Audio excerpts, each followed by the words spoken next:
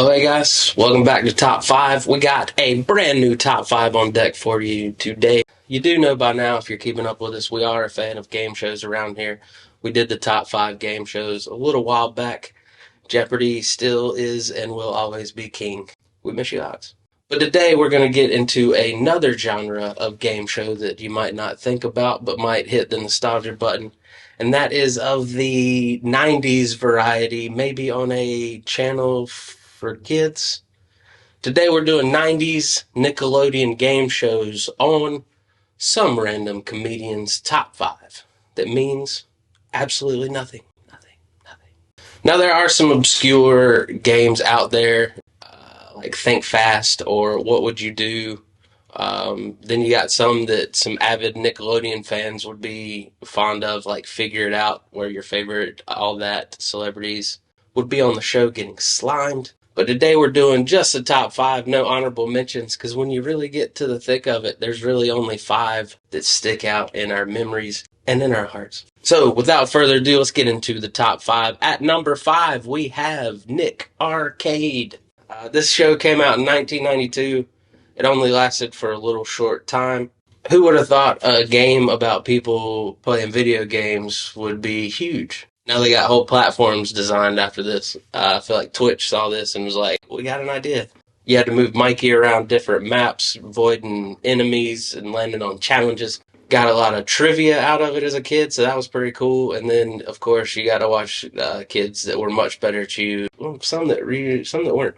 Play video games before you could get your hands on them at the local arcade. And then the big thing, I mean, who wouldn't want to be a kid in the 90's and not be inside a video game? And that's what the final challenge was. I'm sure it's some elaborate green screen, but still, it looked so cool on TV.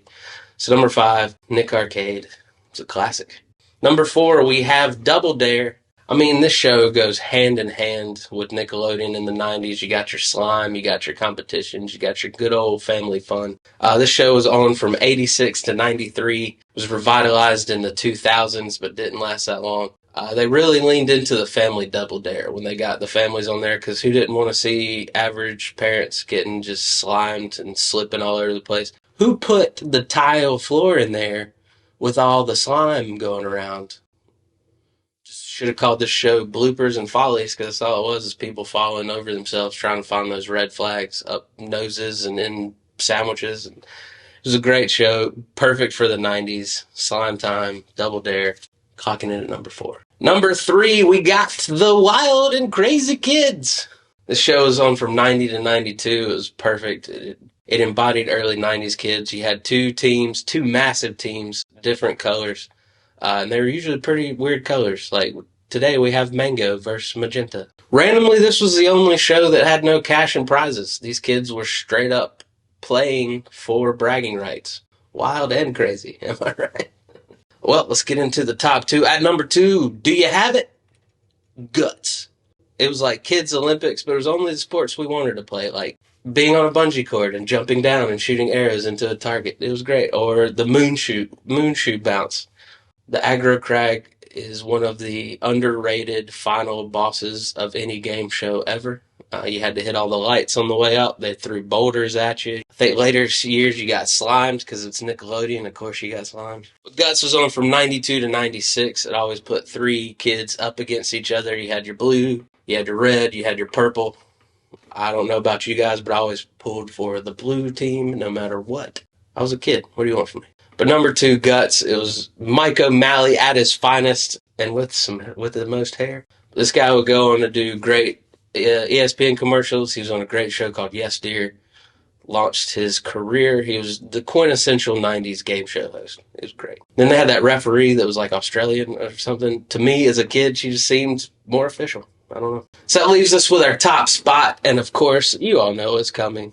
It's Legends of the Hidden Temple. Come on, as a kid in the 90's, if Olmec spoke, you listened. He divvied out all the challenges to the teams. I saw on the internet someone compared this to Jeopardy meets Indiana Jones, and that's fantastic. And also kudos for the team names. You know, the Silver Snakes, the Blue Barracudas, the Purple Parrots, the Red Jaguars. Jaguars.